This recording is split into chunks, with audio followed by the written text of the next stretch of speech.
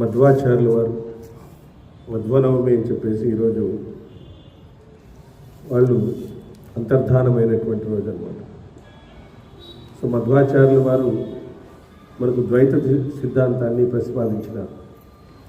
శంకరాచార్యుల వారు అద్వైత సిద్ధాంతాన్ని ప్రతిపాదించినారు. అద్వైతము అంటే జీవుడు దేవుడు ఒకటే అని. అంతకుముందు కాలంలో శాషాండ మతం అనేటువంటిది రాజ్యం వెళుతూ ఉండేది.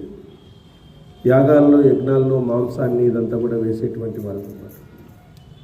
అప్పుడు శంకరాచార్యులు అంటే శివాంశ రూపంగా జన్మించి మరి చిన్న వయసులోనే భగవంతుడు నీలోనే ఉన్నాడు, నువ్వు దేవుడు ఒకటే అని చెప్పేసి ఆ రోజు వాళ్ళని ఆ విధంగా శాంతపరిచినారు. అనేకమైనటువంటి సిద్ధాంతాలని, అనేకమైనటువంటి పూజల్ని, పంచాయత పూజల్ని ఈరోజు మనమంతా పండుగలంతా చేసుకుంటున్నాము అంటే శంకరాచార్యుల వారికి రుణపడి ఉన్నాం. దీపావళి పండుగ, దసరా పండుగ ఇవన్నీ కూడా ఎలా చేసుకోవాలి అని చెప్పేసి శివాంశ సంభూతులుగా వచ్చి మరి 788 సంవత్సరంలో వాళ్ళు రావడం జరిగింది. అది మొట్టమొదట మనకు అద్వైత సిద్ధాంతం అనేటువంటిది వచ్చింది. తర్వాత వచ్చినటువంటి వచ్చేసి విశిష్ట అద్వైతం.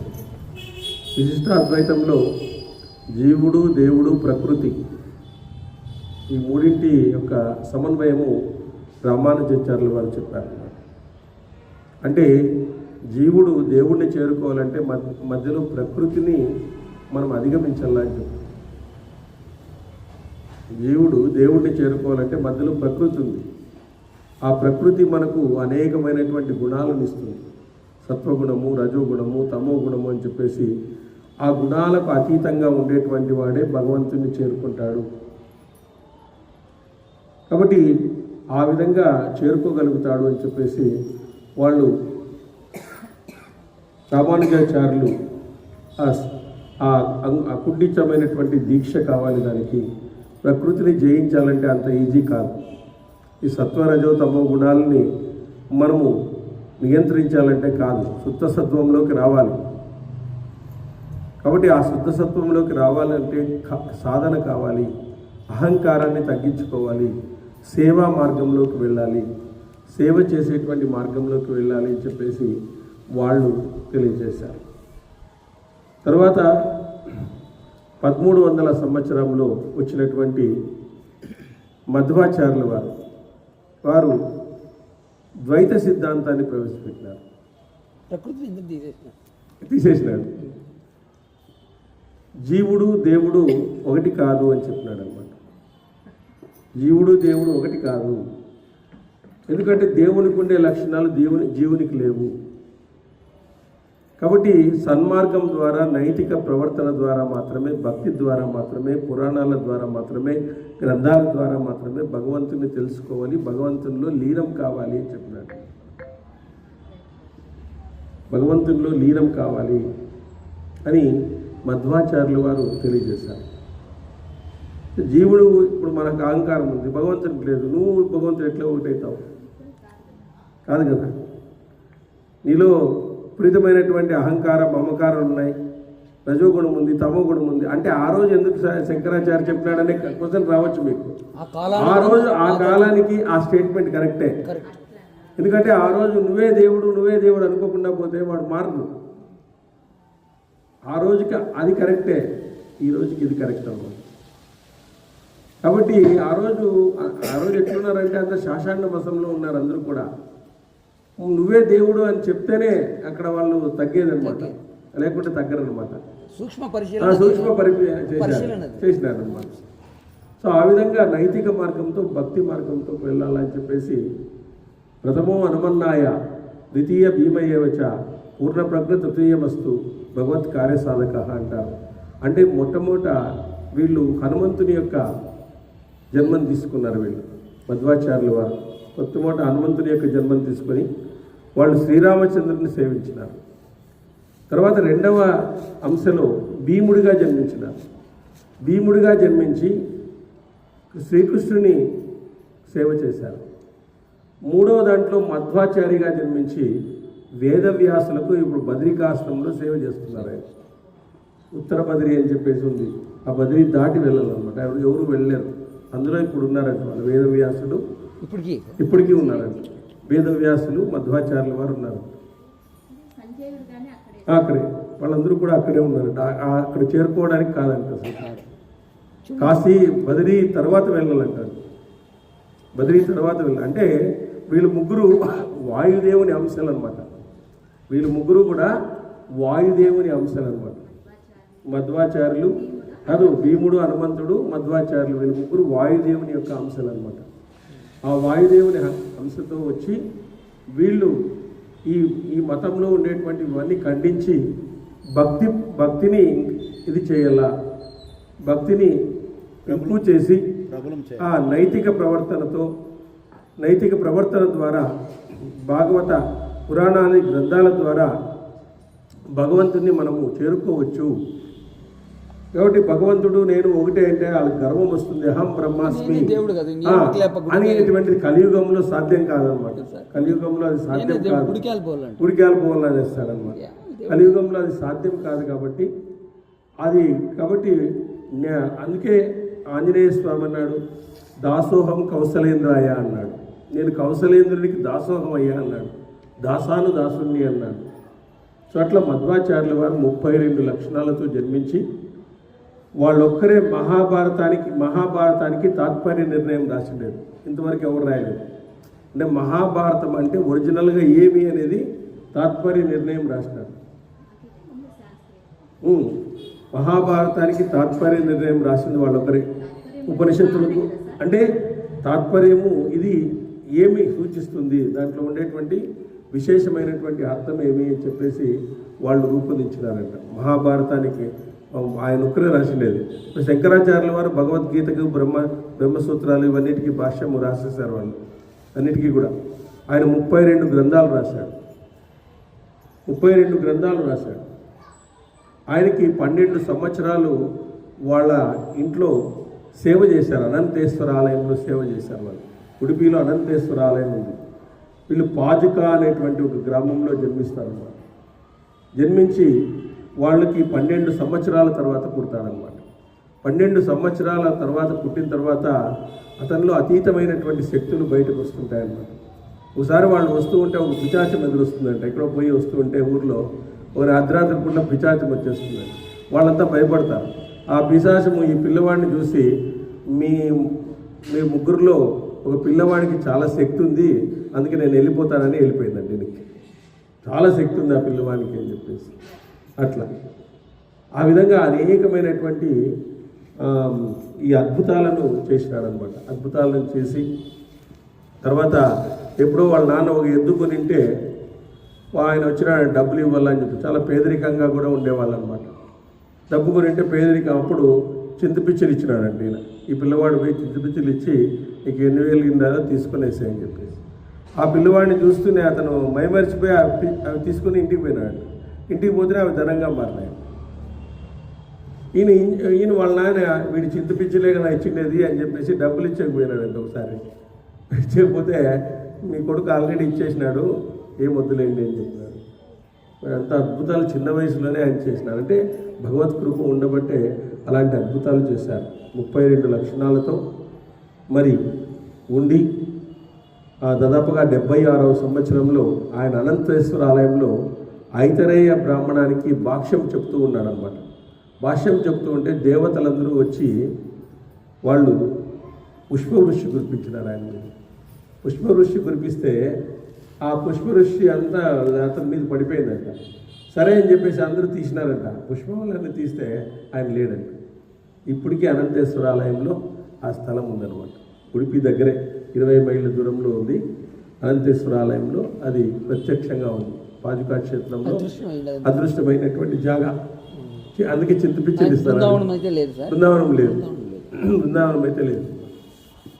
ఆ విధంగా అద్భుతమైనటువంటి కృష్ణుడు. సో ఈయన గురువు ఎవరండి అంటే అచ్యుత ప్రేక్షులు అని ఈయన గురువు. ఈయన ముందు జన్మలో పాండవులకు వంట చేసి పెట్టినాడంట. విరాట రాజు కొలువులో పాండవులకి వంట చేసి పెట్టాడంట ఆయన. అది ఈయన ఉన్నాడంట. అందులో ఆయన గురువు అయినాడంటే ఇవ్వండి అచ్యుత ప్రేక్షులు మధ్వాచార్యుల వారికి గురువు అయినాడండి. ఇది లింక్ అనమాట అంతా భారతానికి ఎంత లింక్ అనేది తాత్పర్యం నిర్ణయం తెలియజేస్తున్నాం. సరే, మన భారతంలో మరి ద్రుపదుడు ఒక క్వశ్చన్ని రైజ్ చేశాడు. ఒక వ్యక్తికి 5 మంది భార్యలు ఉంటారు, కానీ 5 మంది భర్తలకు ఒక భార్య ఉండడం అనేటువంటిది ధర్మసహితం కాదు, ఇది ధర్మమేనా అని చెప్పేసి ఆయన నిలదీసినాడు. యుధిష్ఠిరుడు చెప్పినాడు ఏమనంటే, రాజా, ధర్మం అనేది మిక్కిలి సూక్ష్మమైనది, చాలా సూక్ష్మమైనదయ్యా. దాని మార్గాన్ని మనం మెరవలేము. అంటే ఏమి, ధర్మాన్ని పట్టుకోవడము ఎంత కష్టమో దాని అర్థాన్ని తెలుసుకోవడం కూడా అంతే కష్టం. సూక్ష్మమైన ధర్మం అది. ఆ సూక్ష్మమైనటువంటి ధర్మాన్ని మనం మెరవలేము అంటున్నాడు. అంటే దాన్ని పట్టుకోవడం చాలా కష్టం. ధర్మం పట్టుకోవడం కష్టము, దాని అర్థం తెలుసుకోవడం కూడా చాలా కష్టం. కాబట్టి పూర్వీకులు ఈ మార్గాన్ని పూర్వీకుల మార్గాన్ని ఈ విషయంలో అనుసరిద్దాం. నా మాట ఎన్నడూ పొల్లుపోదు, ధర్మం పైన నా బుద్ధి ఎన్నడూ నిలవదు. నా బుద్ధి నా తల్లి ఈ విషయంలో ఇలాగే ఆజ్ఞాపించింది, నా మనసు కూడా ఇదే సరైనది అనిపిస్తూ ఉంది, కాబట్టి ఇది కరెక్టే మేము చేసిండేది అని చెప్తాడు. రాజా, ఇది నిశ్చయం ధర్మమే, ఇంకా ఆలోచించవలసినటువంటి అవసరం లేదు, నీకు ఏ విధమైన సందేహము వద్దు అని చెప్పినాడు. నువ్వు కుంతి, నా సుతుడైన దుష్టద్యుమ్నుడు కలిసి కర్తవ్యాన్ని నిర్ణయించండి. ఉపదన్నాడు, నీవు ధర్మరాజు, కుంతి, నా కుమారుడైనటువంటి దుష్టద్యుమ్నుడు, మీరందరూ ఇది ఆలోచించాల్సిందే. నాకైతే ఇది ధర్మం కాదనిపిస్తుంది. మీరందరూ ఒకసారి కూర్చొని ఏమిటి అనేది మాకు తెలియచేయాల, ఇది ఎందుకు ధర్మము అని చెప్పారు. అప్పుడు మరునాడు వారందరూ కలిసి మాట్లాడుకునేటువంటి సమయంలో అనుకోకుండా వేదవ్యాసుల వారు అక్కడికి వస్తారు. సో మహారాజా, తర్వాత కీర్తివంతుడైనటువంటి ద్రుపదుడు, పాండవులందరూ కలిసి ఎదురేగి వ్యాసునికి భక్తిపూర్వకంగా నమస్కరించినారు. వ్యాస మహర్షి వారి పూజను స్వీకరించి ప్రసన్నుడై కుశల ప్రశ్నలు అడిగి పవిత్రమైన కాంచన పీఠంపై కూర్చున్నారు. తర్వాత అమిత తేజస్వి అయినటువంటి ద్వైపాయని ఆజ్ఞతో ధనశ్రేష్ఠులైన వారందరూ విలువైన ఆ పీఠాలపై ఆసీనులైన అందరూ కూర్చున్నారు.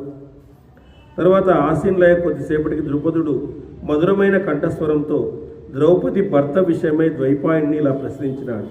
సో ఆయన ద్రుపదుడు ప్రశ్నించినాడు వ్యాస మహర్షిని, మహాత్మా భగవంతుడా, సాంకర్య దోషం లేకుండా ఒకతే చాలామందికి భార్య ఎలా కాగలదు?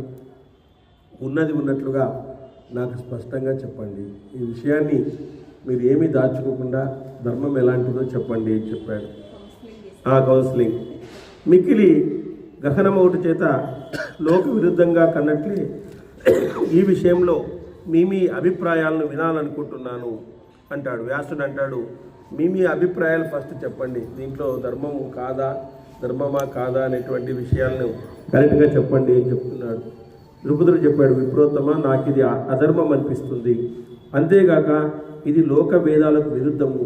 చాలామంది భర్తలకు ఒకటే భార్య కావడము లోకంలో ఎక్కడా ఉండదు కదా అని చెప్పేసి ఆయన అభిప్రాయాన్ని ఆయన చెప్పినాడు. పూర్వులైన మహాత్ములు ఈ ధర్మాన్ని పాటించలేదు. విద్వాంసులైన పురుషులు కూడా ఇటువంటి అధర్మాన్ని ఎప్పుడూ అనుసరించలేదు. అందువల్ల లోక విరుద్ధమైన ఈ పనిని నేను ఆచరించను. ధర్మం ఎప్పుడూ సందేహాస్పదమే అని నాకు అనిపిస్తూ ఉంది. దీన్ని బట్టి చూస్తే ధర్మమేదో అధర్మమేదో కూడా తెలియదు, నాకు కొద్దిగా సందేహం అనేటువంటిది ఉంది అని చెప్తున్నాడు. దుష్టదిమ్ముడు ఇలా అన్నాడు, తపోదన, మీరు బ్రాహ్మణులు, మీరే ఏం సంశయాన్ని తీర్చగలరు?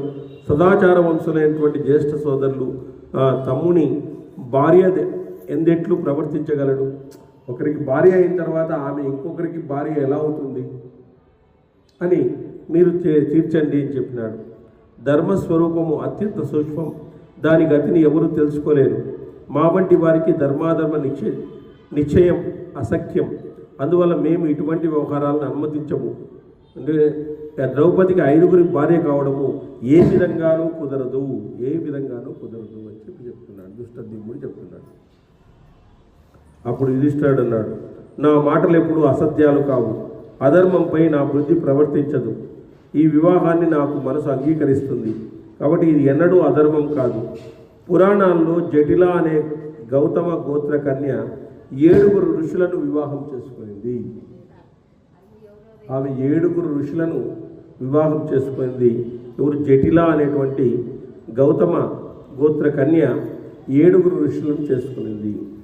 అట్లే కండు మహర్షి పుత్రికైన వార్షి తపస్సులచే పవిత్రులైనటువంటి అంతఃకరణం గల ప్రచేతుని పుత్రులను ఒకే పేరు గల వారిని 10 మందిని వివాహమాడింది. ఎగ్జాంపుల్స్ ఇస్తున్నారు వీళ్ళు. 10 మందిని వివాహమాడింది. ధర్మంలో శ్రేష్ఠుడు, గురుజనుల ఆజ్ఞ ధిక్కరింప వీలు కానిది, ధర్మబద్ధమైనది. సమస్త గురుజనుల్లో తల్లియే ఉత్కృష్టమైనటువంటి గురువు. కాబట్టి తల్లి చెప్పినటువంటి మాటలు మేము వినాల్సిందే. తల్లియే ఉత్కృష్టమైనటువంటి గురువు. మా తల్లి మీ అందరూ ఈమెను భిక్షవలే అనుభవించవలనని పలికింది. కావున మా 5గురితో ద్రౌపది వివాహము ధర్మయుక్తమే అని ఆ విధంగా యుధిష్ఠిరుడు పలికినాడు. అంటే ద్రౌపదిని పిలుచుకున్నప్పుడు ఆమె తెలియదు, ద్రౌపది పిలుచుకున్నట్టుగా. అంటే పెళ్ళికి ఇట్లా స్వయంవరం సాధించిన భిక్ష చేసినాము అంటే ఆమె ఏమైందంటే 5గురు పంచుకోండి అన్నమాట. కాబట్టి కుంతి పలికింది, ధర్మచరుడైనటువంటి ధర్మజుడు పలికింది సత్యమే. నేను అట్లే నిర్దేశించినాను. నాకు అసత్యం వల్ల భయం ఏర్పడింది. నన్ను ఎట్లయినను అసత్య దోషం నుంచి దూరం చేసే ఉపాయం చెప్పండి. ఇది అసత్యమైతే నాకు ఉపాయం చెప్పండి. నేను కూడా ఆజ్ఞాపించినాను. ఆ విధంగానే ధర్మరాజును ఆ విధంగానే నేనే ఆజ్ఞాపించినాను. కానీ నాకు అసత్య దోషం ఏమైనా ఏర్పడుతుందా? భయం ఏర్పడుతూ ఉంది. నన్ను ఎట్లయితే అసత్య దోషం నుంచి దూరం చేసే ఉపాయాన్ని చెప్పండి అని చెప్పినాడు. చెప్తే అదే పటాకులు అంటించినట్లు వ్యాసుడు చెప్పాడు, కళ్యాణి అసత్య దోషం నీకంటదు. ఇది సనాతనమైన ధర్మమే కానీ ఇది అందరికీ వర్తిస్తుందని చెప్పలేదు. ఇది అందరికీ వర్తిస్తుందని చెప్పలేము. ఎందుకంటే ధర్మం అనేది ఒక్కొక్కరికి ఒక్కో రకంగా వర్తిస్తుంది. ధర్మం అనేటువంటిది ఎట్లుంటుంది అంటే ఒక్కొక్కరికి ఒక్కో రకంగా వర్తించడం అనేటువంటి జరుగుతుంది. సుకృతం వలన ఒక్కొక్కరికి ఒక్కో రకమైనటువంటి ధర్మము పాటించవలసి వస్తుంది. ఇప్పుడు పరశురాముడు చెప్పడం కూడా తల్లిని చెప్తాడు కదా, మరి కొన్ని ధర్మాలు ఉంటాయి. ఆ విధంగా ఉంటుంది అది. అంటే వాళ్ళ ధర్మానుసారంగా వచ్చినటువంటి కొన్ని ధర్మాలు డిఫరెంట్గా ఉంటాయి. మనం దాన్ని క్వశ్చన్ చేయడానికి వీల్లేదు. అప్పుడు ఆయన తల్లిని చెప్పాల్సిందే, ఆజ్ఞాపించినాడు కాబట్టి ఆ విధంగా ఆ ధర్మాన్ని పాటించాల్సిందే. మన కోణం నుంచి ఎప్పుడు ధర్మాన్ని చూడకూడదు, వాళ్ళ కోణం నుంచి చూడాలి ధర్మాన్ని ఎప్పుడు కూడా. మనమేమంటుంటామంటే ఎవరైనా వీళ్ళు మాట్లాడుతుంటారు, ఇదేం తప్ప వీళ్ళు ఇట్లా మాట్లాడుకుంటున్నారు అంటారు. అంటే మన కోణం నుంచి దాన్ని చూస్తున్నాం. వాటిని మాట్లాడుకునేది కరెక్టే. ఇప్పుడు ముందు కాలంలో సతీ సగమం ఉండేది. ఎందుకు ఉండేది? ఆ కాలంలో ఎందుకు పెట్టినారంటే ఎప్పుడైనా రాజు ఓడిపోతే రాజు భార్యను హింసించేవాళ్ళు. రాజు భార్యను విపరీతంగా హింసించేటువంటి వాళ్ళు. అప్పుడు ఏం చేసేవాళ్ళు? వాళ్ళు రాజుతో పాటు వాళ్ళు కూడా పడిపోయేవాళ్ళు. అది ఆమె ఇష్టంతోనే ఆమె ఇష్టంతో అది బలవంతంగా కూడా ఉండేది. కొన్ని చోట్ల బలవంతంగా కూడా ఉండేది. కానీ కారణం ఏమి అంటే వాళ్లకు ఆ విధమైనటువంటి ఇది జరగకుండా, మానభంగం జరగకుండా ఆమె పతివ్రత ధర్మంతో ఆమె పడిపోయేది. ఆమె భర్త చనిపోయినాడంటే పడిపోయేది. కానీ కాలానుగుణంగా అది మారిపోయింది అనుకోండి. అది వేరే రాజా రామ్మోహన్ రాయ్ వీళ్ళందరూ వచ్చిన తర్వాత ఆ విధంగా చేయడం, బ్రతికున్న వాళ్ళని చంపడం మంచిది కాదు, వాళ్ళు చనిపోవడము అనేటువంటిది మూల సృష్టి ధర్మం కాబట్టి అది చంపకూడదు అని చెప్పేసి అది ఆత్మహత్య ఇదవుతుంది కాబట్టి చేసుకోకూడదు. ఇష్టం లేకుండా కొంతమంది బలవంతంగా చేయించినారు కాబట్టి అది కూడా మంచిది కాదు, అది పాపం అని చెప్పేసి ఆ విధంగా మారుతూ ఉంది. అంటే సృష్టి క్రమాన్ని బట్టి ధర్మం అనేటువంటిది మారుతూ ఉంటుంది అనమాట. యుగధర్మం అనేటువంటిది మారుతూ ఉంటుంది. పాదాల దగ్గర కూర్చోబెట్టి మత్తిచ్చి ఆమెను కూడా దహనం చేసి దినాలు ఉన్నాయి. చూడండి, మత్తిచ్చి లేదా ఆమె ఆత్మహత్య చేసుకోవడము. కొంతమంది భర్త చనిపోతే వాళ్ళు ఆత్మహత్య చేసుకున్న వాళ్ళు ఉన్నారు. కొంతమంది భర్త చనిపోయిన వార్త తెలిసి కూడా ప్రాణం పోయిన వాళ్ళు ఉన్నారు. వాళ్ళ యొక్క అనుబంధం ఉండొచ్చు. అట్లా అందరూ చనిపోతారని మనం చెప్పలేము. కొంతమంది సంతోషం కూడా పడవచ్చు, పోతే పోలే పాయగా ఉందని చెప్పేసి. ఎన్నాళ్ళు పడే మా పాటలు. లోగిస్టులు ఉండేటువంటి భర్తలు ఉంటారు, వాళ్ళకి సేవ చేసి చేసి రాలైపోయింటుంది వాళ్ళకి. అదే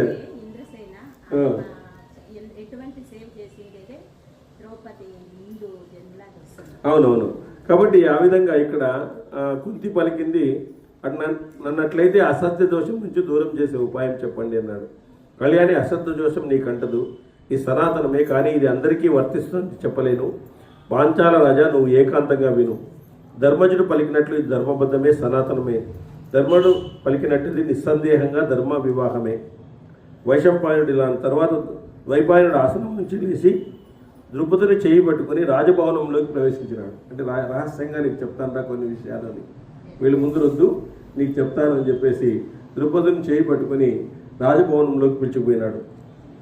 పాండవులు, కుంతి, ద్రౌపది, దుష్టద్యుమ్నుడు అక్కడే కూర్చోండి, మీరు ఇక్కడే కూర్చోండి, కానీ మా కోసం వెయిట్ చేయండి, కొద్దిసేపు మేము లోపలికి పోయేస్తామని చెప్పేసి సీక్రెట్ సమావేశాన్ని ఇద్దరు ఏర్పాటు చేశారన్నమాట. ద్రుపదుడు, వ్యాసుడు ఇద్దరు కూడా భవనం లోపలికి వెళ్ళి ద్వైపాయనుడు మహాత్ముడు నరశ్రేష్ఠుడు ద్రుపదంతో చాలామంది పురుషులు ఒకే భార్యను కలిగి ఉండడం ఎలా ధర్మబద్ధమవుతుంది, మళ్ళీ వివరించండి. మళ్ళీ ద్రుపదుడు ఎట్లా అవుతుంది ధర్మబద్ధము, నాకు ఇంకొకసారి వివరించండి అని మళ్ళీ అడుగుతున్నాడు అన్నమాట. అడిగితే, రాజా, పూర్వము నైమిషారణ్యంలో దేవతలందరూ ఒక యజ్ఞం చేస్తున్నారు. ఆ సమయంలో సూర్యపుత్రుడు యముడు అందు శమిత్రాన్ని నిర్వహిస్తున్నారు.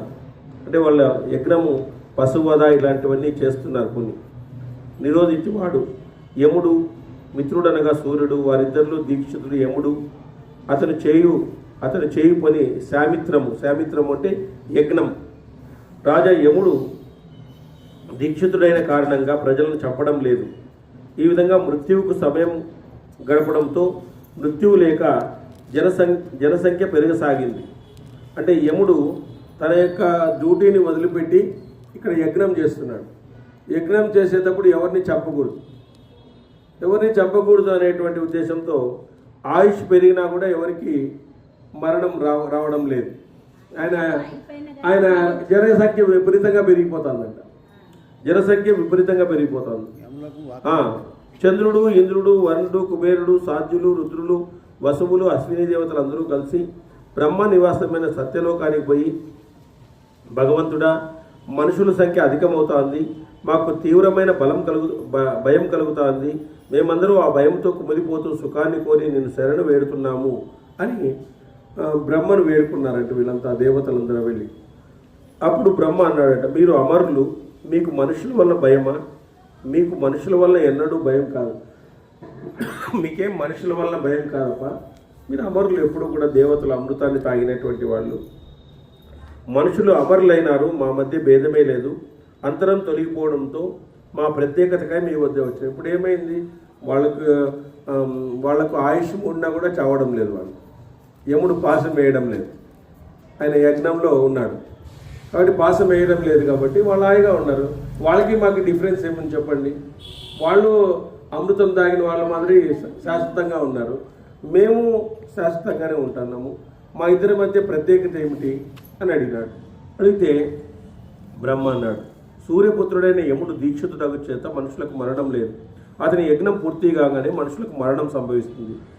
మీ వీర్యముతో యముని శరీరాన్ని రెండుగా చేసి వాటిలో ఒక మరణ కార్యాన్ని కొనసాగించండి.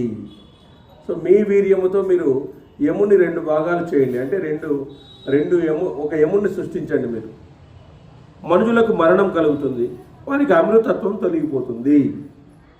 కాబట్టి మీ వీర్యముతో యముని ఒకటిని క్రియేట్ చేయండి, క్రియేట్ చేసి అతని యముని పోస్టులో పెట్టేసేయండి, మామూలు పోస్టులో యమలోకంలో పెట్టేసేయండి. అతను మామూలుగా ఆ డేట్కి సంబంధించి వాళ్ళందరూ తీసుకొని వచ్చేస్తాడు, కాబట్టి వాళ్ళకి అమృతత్వం వెళ్ళిపోతుంది అని చెప్పినాడు. రాజా, వారు బ్రహ్మ మాటలు విని దేవతల యజ్ఞం చేసే చోటుకు వెళ్ళారు. ఒకనాడు వారందరూ గంగా స్థానానికి పోయి అక్కడ ఒడ్డుపై కూర్చుని గంగలో ఒక పద్మాన్ని చూసినారు. అది చూసి వారందరూ ఆశ్చర్యపడ్డారు. ఆ కమలం జాడకై సూర్యుడైన ఇంద్రుడు వెళ్ళాడు. గంగా ప్రవాహం ఆగిన చోట అగ్ని తేజస్సు గల ఒక కాంతను చూసినాడు. సో అక్కడ వెళ్ళాడు. అక్కడ పోయిన తర్వాత ఒక పద్మాన్ని చూసినాడంటే ఇంద్రుడు ఆ గంగా తీరంలోకి వెళ్ళిన తర్వాత. ఆ కమలము జాడకై ఇంద్రుడు పరిగెత్తిపోయినాడు. అది పోతానే ఉంది, కొట్టుకొని పోతానే ఉందన్నమాట. గంగా ప్రవాహం ఆగిన చోట అక్కడ ఆ పుష్పం కనపడలేదు, ఆ పద్మం కనపడలేదు. అగ్ని తేజస్సు గల ఒక కాంత కనబడిందండి. ఒక ఆమె జలం కోసం వచ్చిన ఆమె గంగలో మునిగి ఏడ్చింది. ఆమె కన్నీటి బొట్లు ఒక్కొక్కటిగా నీటిలో పడి బంగారు కమలాలయ్యాయి. చూడండి, జలం కోసం వచ్చినటువంటి ఆమె గంగలో మునిగి ఏడ్చిందంట. ఆమె కన్నీటి బొట్టు ఒక్కొక్కటి నీటిలో పడి బంగారు కమలాలయ్యాయి. ఆ అద్భుతాన్ని చూసిన ఇంద్రుడు ఆమెను సమీపించి, కళ్యాణి, నీవెందుకు ఏడుస్తున్నావు? యథార్థం చెప్పు, వినాలనుంది అని అడిగినాడంట ఇంద్రుడు. ఆ కాంత ఇలా అంది, ఇంద్ర, నేను భాగ్యహీనురాలను. నేనెవరినో ఎందుకు ఏడుస్తున్నానో నీకు తెలుస్తుంది. నువ్వు నా వెనుకరా, నా రోదన కారణం నువ్వు తెలుసుకోవచ్చు. నా రోదనకి కారణము నువ్వు తెలుసుకోవచ్చు, నా వెనుకేలా అని చెప్పినాడు. ఆమెను అనుసరించిపోయి వ్యాసుడు అన్నాడు. ఆమెను అనుసరించిపోయి ఇంద్రుడు హిమాలయ శిఖరం మీద సిద్ధాస్తుడైనటువంటి ఒక యువతితో క్రీడిస్తున్న అందమైన యువకుణ్ణి చూశాడు. ఇక్కడ హిమాలయ శిఖరం మీద సిద్ధాస్తనస్తుడైనటువంటి ఒక యువతితో క్రీడిస్తున్నటువంటి అందమైన యువకుణ్ణి చూసినాడండి. వాడు అక్షయ క్రీడాస్తుడై ఉండగా ఇంద్రుడు దగ్గరకు చేరి ఆ యువకునితో, మహానుభావ, నేను ఈ లోకానికి రాజును, ఈ లోకం నా అధీనంలో ఉంది అన్నాడు.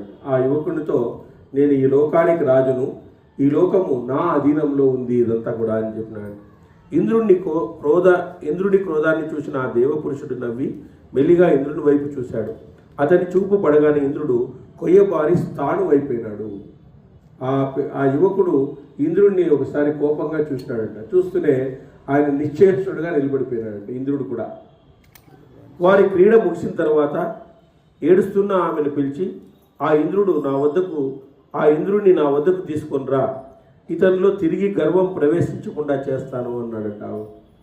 అప్పుడు ఆయన ముగించిన తర్వాత, ఆ క్రీడను ముగించిన తర్వాత ఏడుస్తున్న ఆమె వెంకటే కదా వచ్చింది, ఆ ఏడుస్తున్న యువతిని పిలిచి, ఆ ఇంద్రుడిని నా దగ్గరకు తీసుకొని రా, కొయ్యబొమ్మలాగా నిలబడిపోయినాడు కదా, ఆ ఇంద్రుడిని నా దగ్గర తీసుకొని రా, ఇతనిలో తిరిగి గర్వం ప్రవేశించకుండా చేస్తాను అన్నాడట ఆ యువకుడు. అతని మాటలు విని ఆమె ఇంద్రుని శరీరాన్ని తాకగానే అతడు అవయవ సామర్థ్యాన్ని కోల్పోయి భూమిపై పడిపోయినాడు. అతన్ని చూసిన రుద్రుడు ఇక ఎప్పుడూ ఇలా చేయవద్దని పలికినాడంట. అతని మాటలు విని ఆమె ఇంద్రుడి శరీరాన్ని తాకిందంట. అతడు అవయవ సామర్థ్యాన్ని కోల్పోయి భూమిపై పడిపోయినాడు. ఎవరు? ఇంద్రుడు.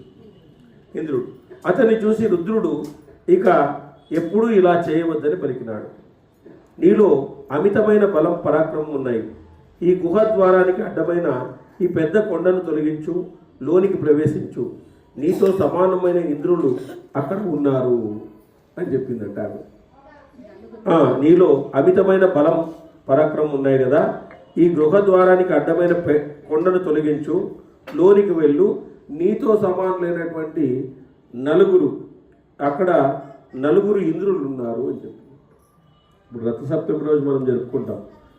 ఇంకా 11 మంది ఆదిత్యులు ఉన్నారు. మనకు 12 మంది ఉండేది సూర్యులు. ఒక సూర్యుడే మనం చూస్తాం లేదు.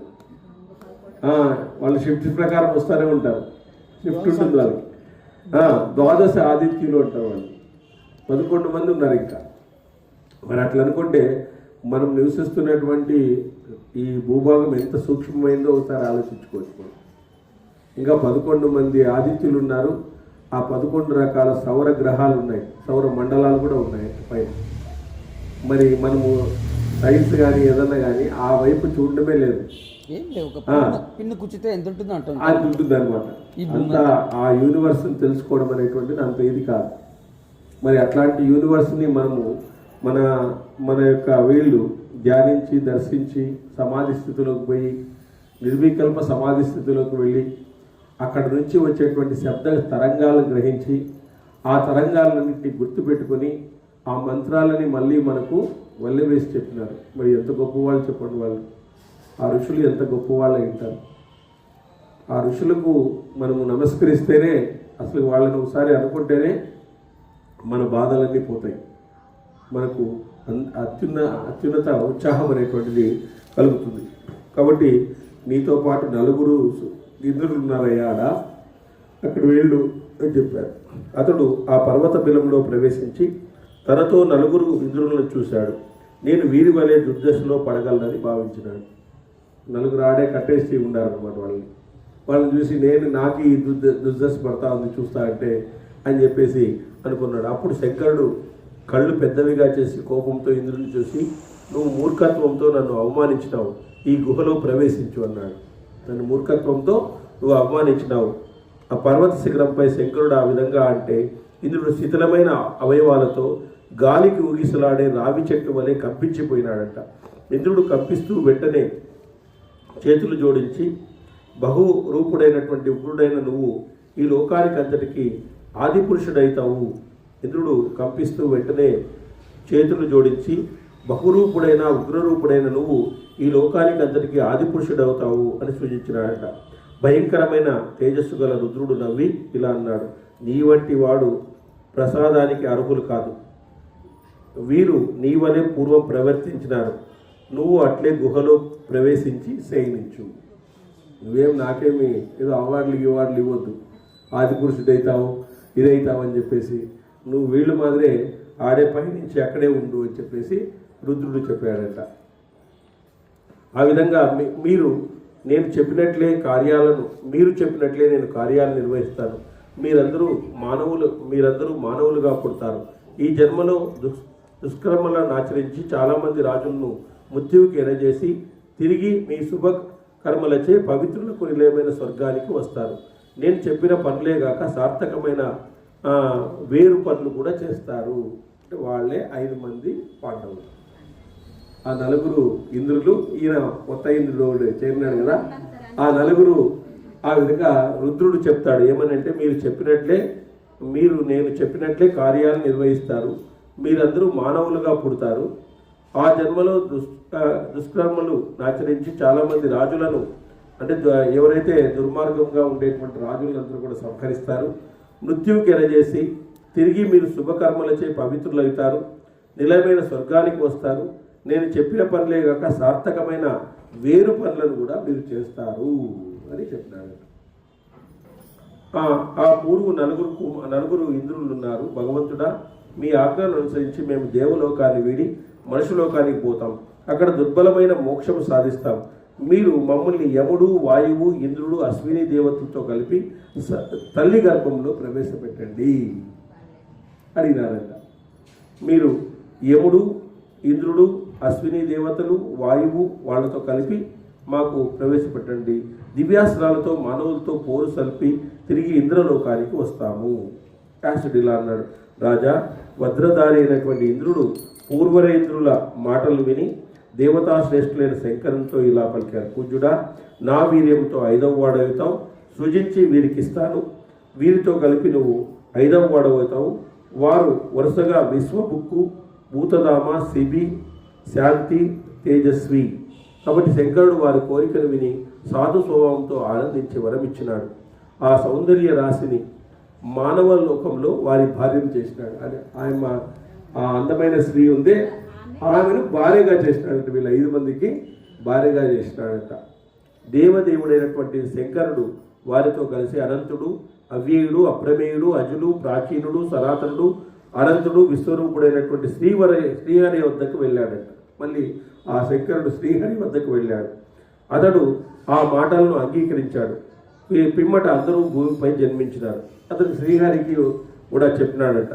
అదే సమయంలో శ్రీహరి తన కేశపాసం నుంచి 2 వెంట్రుకలను బయటకు తీసినాడంట. దాంట్లో ఒకటి తెల్లనిది, ఒకటి నల్లనిది, 2 వెంట్రుకలు తీశాడంట. ఆ 2 వెంట్రుకలు యదువంశ స్త్రీలైనటువంటి దేవకీ రోహిణ్ల గర్భంలో ప్రవేశపెట్టాడు. తెల్ల కేశము బలరాముడు, నల్ల కేశం శ్రీకృష్ణుడైనాడు. కేశం ఎంటుకలు ఒక కేశాన్ని 2 కేశాలను తీసి యదువంశ స్త్రీలైన దేవకిలో ఒకటి, రోహిణిలో ఒకటి, రోహిణిలో గర్భంలో ప్రవేశపెట్టినాడు. సో తెల్ల కేశము బలరాముడు, నల్ల కేశము శ్రీకృష్ణుడయ్యాడు. ఇప్పుడు చాలామంది క్లోనింగ్ చేస్తాను కదా, ఇప్పుడు వీర్యాన్ని కలిపి అట్లా క్లోనింగ్ చేయడం అనేది అట్లా ఆ కాలంలోనే ఉందన్నమాట. ఆ విధంగా పూరి జగన్నాథ్ కూడా అంతే సార్, వైట్ ఉంటాడు, బలరాముడు వైట్ ఉంటాడు, అవునవునవును, ఆయన నల్లగుంటాడు. సో ఉత్తర హిమాలయ గృహాల్లో బందీలైన 4 పరాక్రమవంతులైనటువంటి వాళ్ళు పాండవులైది. ఇంద్రాంశ గల పాండుపుత్రుడు సవ్యచాసి అర్జునుడు రాజా పూర్వం ఇంద్రులైన వారు పాండవులు. స్వర్గలక్ష్మి ద్రౌపది అయింది. దైవయోగం లేనప్పుడు యజ్ఞవిధి నుంచి దివ్యకాంత ఎలా ఉదయిస్తుంది? ఆమె రూపము చంద్ర సూర్యుల వలె ఎలా ప్రకాశిస్తుంది? క్రోను దూరం నుంచి ఆమె దివ్య గంధం ఎలా వ్యాపిస్తుంది? క్రోను అంటే 2 మైళ్ళు. ద్రుపద మహారాజా, నేను నీకు ప్రసన్నతతో దివ్య దృష్టినిస్తాను. నువ్వు కుంతీ పుత్రుల అలనాటి దివ్య రూపాలను చూడు. నేను ఒకసారి నీకు ఈ ఫ్లాష్ బ్యాక్ అంతా నువ్వే చూడు, ఏం జరిగింది అనేది. నీకు ఒక దివ్య రూపాన్ని ఇస్తాను, నువ్వు చూసి కానీ చూడండి అని చెప్పింది.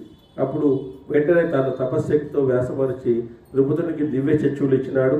అతడు పాండవుల పూర్వ దేహాలను చూసినాడంట. ఆ గుహలో పడినటువంటి దేహాలను చూసినాడు.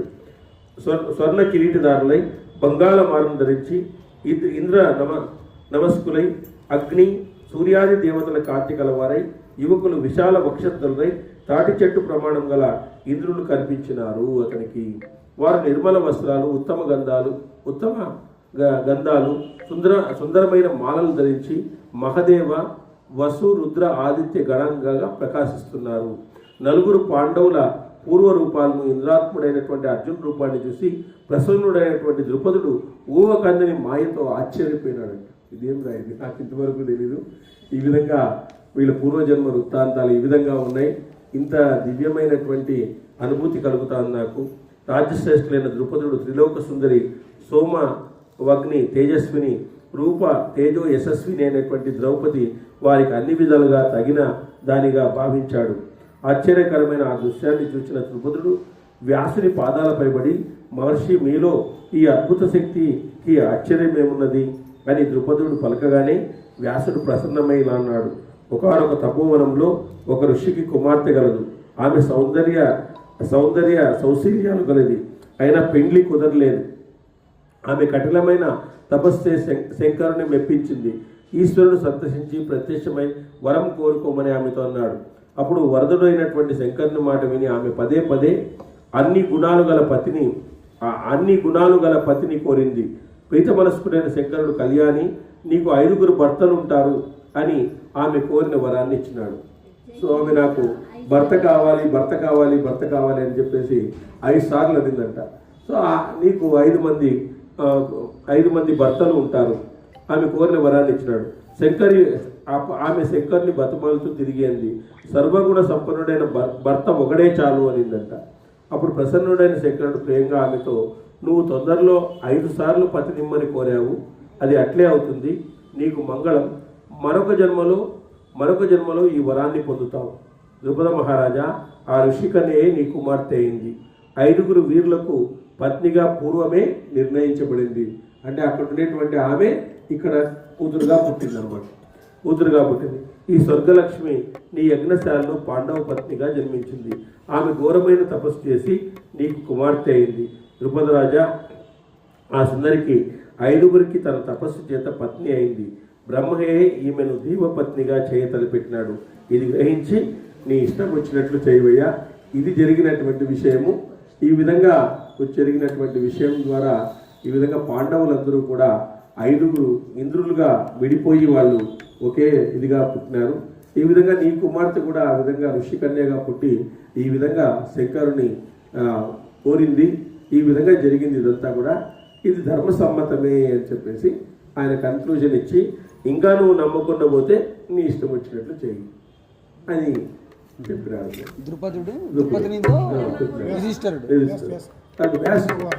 వ్యాసుడు చెప్పాడు.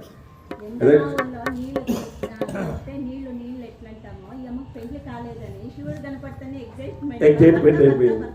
అదే యదక్షర పదప్రశ్న మాత్రాయణ నారాయణ నమోస్తుతే.